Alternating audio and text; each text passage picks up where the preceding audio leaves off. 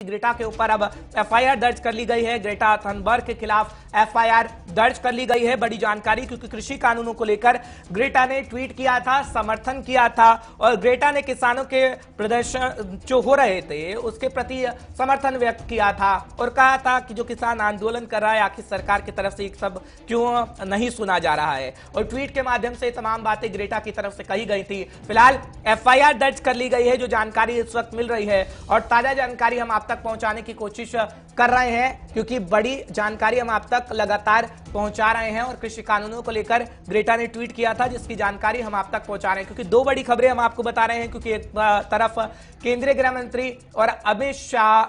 का जिक्र करते हैं तो केंद्रीय गृह मंत्री अमित शाह और एनएसए अजीत डोभाल की इस वक्त बैठक चल रही है और दूसरी तरफ ये ग्रेटा का ट्वीट है जो ग्रेटा ने किया था किसानों के समर्थन में। उसके बाद ग्रेटा पर एफआईआर दर्ज कर ली गई है। तो बड़ी खबरें लगातार हम आपको बता रहे हैं, हमारे संवाददाता जुड़ रहे हैं, तमाम जानकारी वो आप तक पहुंचाने की कोशिश कर रहे हैं। निशान का जिक्र करें तो निशान हमारे संवाददाता जुड़े थे और बता रहे थे कि कैसे देश की सुरक्षा को लेकर बातचीत लगातार होती है अजीत डोभाल साहब के साथ और इस वक्त अजीत डोभाल की मौजूदगी केंद्रीय गृह मंत्री अमित शाह के साथ है। तो एक बड़ी खबर इस वक्त नहीं निकल के आई, लेकिन एक और बड़ी खबर जो ग्रेटा का ट्वीट है वो हम आपको दिखा रहे हैं। और कृषि कानूनों को लेकर ग्रेटा ने ट्वीट किया था। हालांकि कई विदेशी ऐसे हैं जिनकी तरफ से ट्वीट किया जा रहा है और कहीं ना कहीं किसानों को समर्थन दिया जा रहा है और ट्वीट के माध्यम से कहीं ना कहीं समर्थन किसानों को दिया जा रहा है, जिसकी गूंज कहीं ना कहीं राज्यसभा के अंदर भी देखने को मिली, सदन के अंदर देखने को मिली, जब इन विदेशियों का मुद्दा गूंजा जो ट्वीट कर रहे हैं और किसानों का समर्थन कर रहे हैं। और जानकारी हम आप तक पहुंचा रहे हैं कि आखिर कैसी स्थिति बनी हुई है।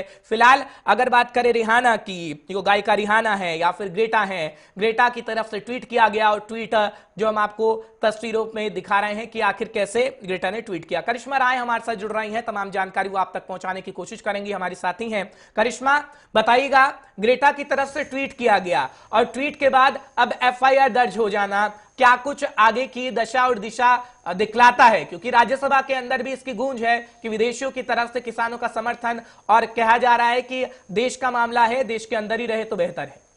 बिल्कुल, जाहिर तौर पे क्योंकि जिस तरीके से विवाद शुरू हुआ हर्ष, उसे लेकर अब ये खत्म होता हुआ दिखाई नहीं दे रहा है, क्योंकि अभी तक किसानों के समर्थन में तमाम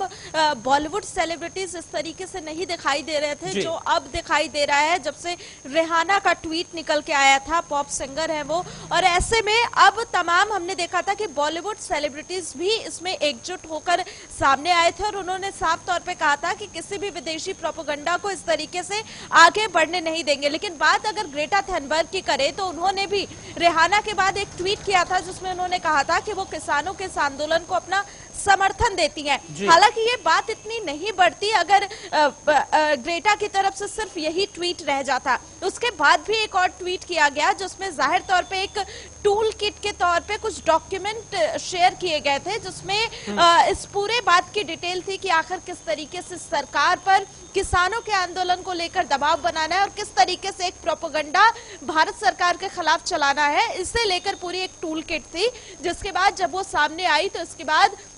विवाद बहुत ज्यादा बढ़ गया और विवाद बढ़ा तो ग्रेटा की तरफ से ये ट्वीट भी डिलीट कर दिया गया। लेकिन यही वजह है कि अब ये ट्वीट तो डिलीट हो चुका है, लेकिन इसे लेकर भारत सरकार की बात करें तो विदेश मंत्रालय की तरफ से भी नाराजगी जताई गई थी और कहा गया था किसी भी तरीके से किसी भी विदेशी शक्ति को इसमें इंटरफेयर करने की जरूरत नहीं है। और ग्रेटा को लेकर अब दिल्ली पुलिस की बात करें तो धारा 153A और धारा 120 के तहत उन पर मुकदमा दर्ज किया गया है और ये मुकदमा जाहिर तौर पे इस आंदोलन को भड़काने या उकसाने के हिसाब से दर्ज किया गया है, जिसमें कहा जा रहा है कि आगे पुलिस कार्रवाई करेगी। लेकिन सवाल ये उठता है कि पुलिस को लेकर भी अब बहुत लोग सवाल उठा रहे हैं कि अगर हम दीप सिद्धू की बात करें तो इतने दिनों से वो फरार है, उसके बाद वो पुलिस के नाक के नीचे आकर वीडियो रिलीज करता है, वीडियो शेयर करता है, उसके बावजूद भी अभी भी पुलिस के हाथ दीप सिद्धू को लेकर खाली है, जबकि 26 जनवरी से अब तक का इतना दिन बीत चुका है। तो आखिर पुलिस की कार्रवाई वहां पर काम क्यों नहीं आ रही है? लेकिन इस तरीके से अगर ये भी देखा जाए ग्रेटा थनबर्ग की, तो अगर